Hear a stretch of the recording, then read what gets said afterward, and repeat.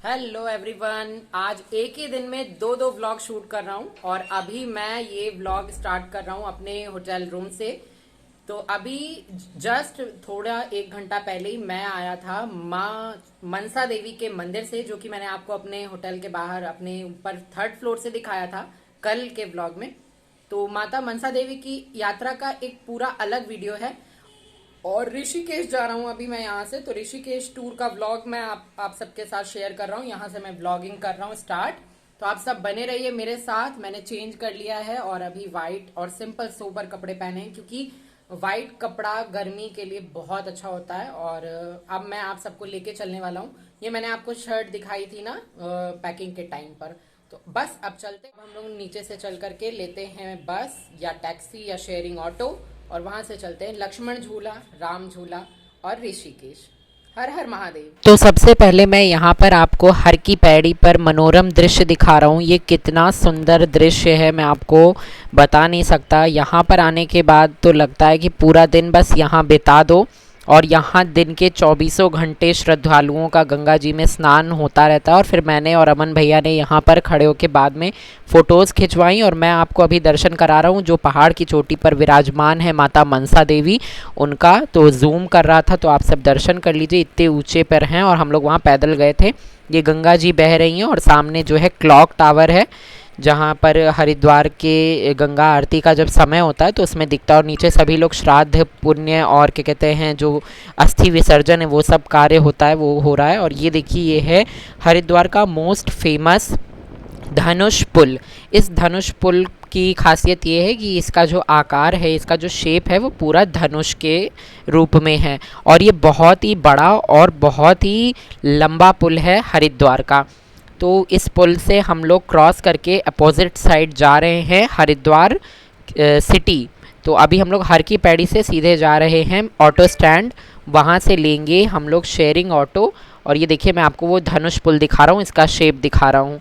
फिर सीधे जब हमारा ऑटो चल रहा था तो मैंने कुछ शूट नहीं किया क्योंकि गर्मी बहुत ही बाहर। और यहाँ पे मैं आपको दिखा रहा हूँ सत्यनारायण भगवान का सबसे प्राचीन मंदिर। ये वट वृक्ष का पेड़ है और इसके पश्चात ये पूरा यहाँ पर आश्रम और धर्मशाला बनी हुई है। ये मंदिर बहुत ही सुंदर था। और इस दिन मेरा सौभाग्य था कि एकादशी का भी दिन था, तो मैंने लक्ष्मी नारायण का दर्शन किया। और इधर ही विराजमान है लक्ष्मी जी के वाहन गरुड़ और विष्णु जी के वाहन गरुड़, और ये है शंकर भगवान, इनका दर्शन करिए। फिर ये देखिए क्या मनोरम दृश्य है, बीच से होते हुए हम लोग एकदम जा रहे हैं नगर के। और अगल बगल ना जंगल था पूरा, और सामने आपको पहाड़ दिखाई दे रहा होगा हल्का हल्का। मोबाइल में उतना क्लियर नहीं आया है पर अब देखिए दिख रहा है पहाड़ बहुत ही सामने। यही ऋषिकेश है। और ये हम लोग फाइनली अब आ गए हैं ऋषिकेश के ऑटो स्टैंड। ये था राम झूला।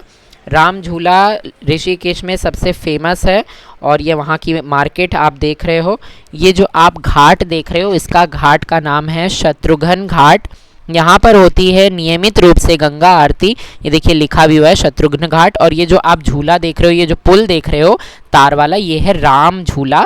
लक्ष्मण झूला सबसे आगे पड़ता है, बीच में राम झूला, और सबसे आखिरी में आता है जानकी झूला, जो कि अभी मैं आपको दिखाऊंगा। ये पूरा ऋषिकेश आपको दिख रहा है जो कि बहुत ही सुंदर है, जहाँ की वादियाँ एकदम जो है मनोरम है, जहाँ के दृश्य एकदम खूबसूरत है, जहाँ पे प्रकृति का एक अलग ही रूप दिखता है। और यहाँ पे आप देख सकते हैं घाट कितने अटैच है मार्केट से, मतलब आप ऊपर चल रहे हो और नीचे आपको गंगा जी बहते हुए दिखेंगी। और ये देखिए यहाँ की मार्केट में बहुत ही एक्सपेंसिव और बहुत ही महंगे सामान मिलते हैं बजाय हरिद्वार के। यहाँ पे आपको कोई भी चीज़ सस्ती नहीं मिलेगी। और बहुत ही ज़्यादा क्वांटिटी में यहाँ पे आपको ब्रास से रिलेटेड मूर्तियाँ और क्या कहते हैं होम डेकोर के आइटम्स मिल जाएंगे। तो बहुत ही लंबी लंबी बड़ी बड़ी और काफ़ी ऊंचाई पर ये सारी शॉप्स हैं। और मैं अब आपको लेके चल रहा हूँ राम झूला से इस पार से उस पार। ये आप देख रहे हैं कि यहाँ पे लिखा है तीर्थ नगरी ऋषिकेश आगमन पर आपका हार्दिक स्वागत व अभिनंदन करती है। तो ये देखिए सामने दिख रहा है पहाड़, और हम और अमन भैया इस टाइम हैं श्री राम झूला पर। और ये राम झूला की खासियत यही है गाइस कि जब हम इस पे चलते हैं, जब हम इस पे कदम रख करके धीरे धीरे आगे बढ़ते हैं तो ये हिलता है, इसीलिए इसका नाम झूला है। तो बहुत ही अच्छा एक्सपीरियंस रहा मेरा। तो फर्स्ट टाइम था। और फिर हम लोग आ गए थे परमार्थ निकेतन।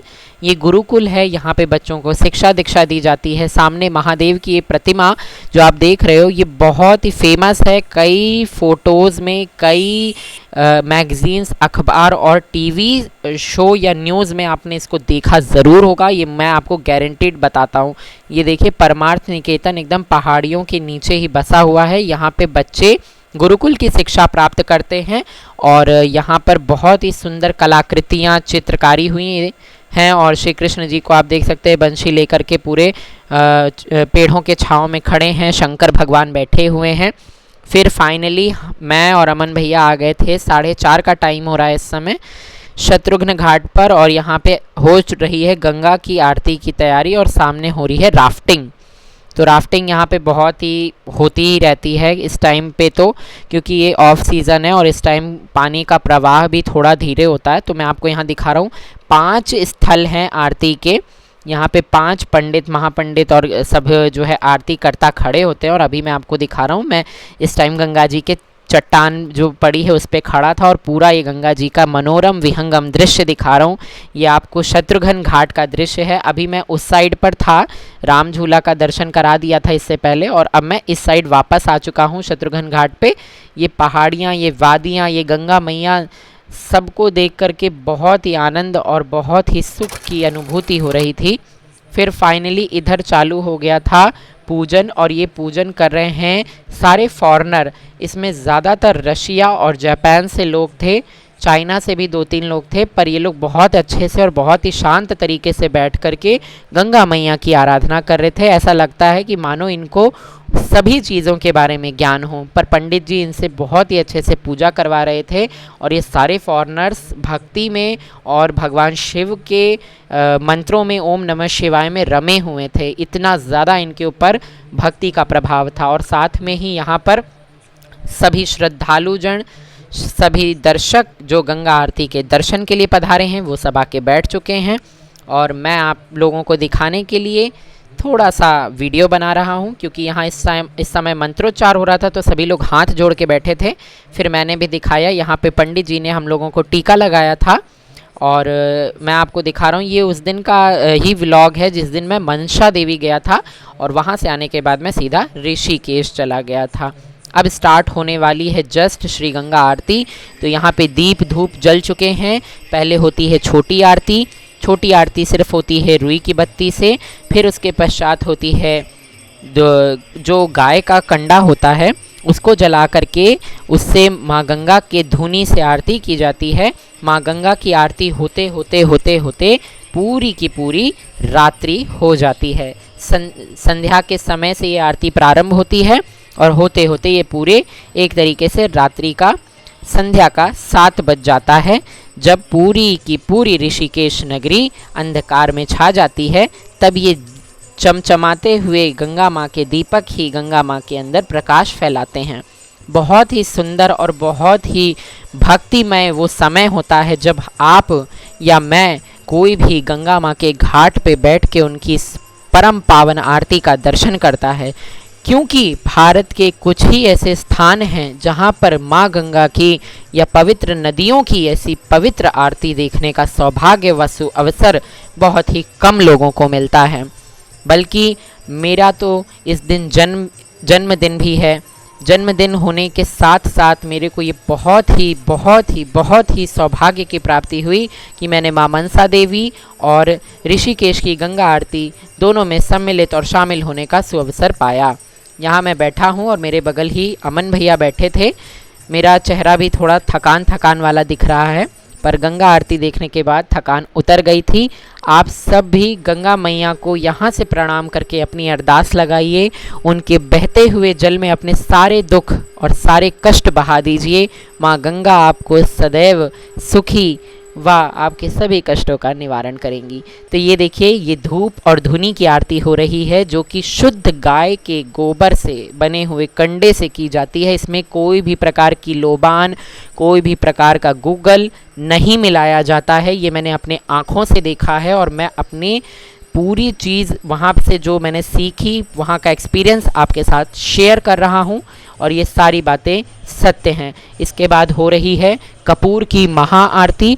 कपूर की आरती के बाद होती है देवी माँ गंगा की दीप आरती, जो कि सबसे बड़ी दीप आरती होती है। और इस समय पे बज रहा होता है श्री शिव तांडव स्तोत्र।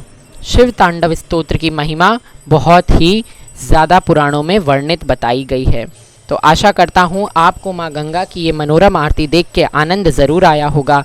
अगर आनंद आए तो कृपया करके मेरे इस वीडियो को लाइक, शेयर, सब्सक्राइब ज़रूर करें। जय माँ गंगे।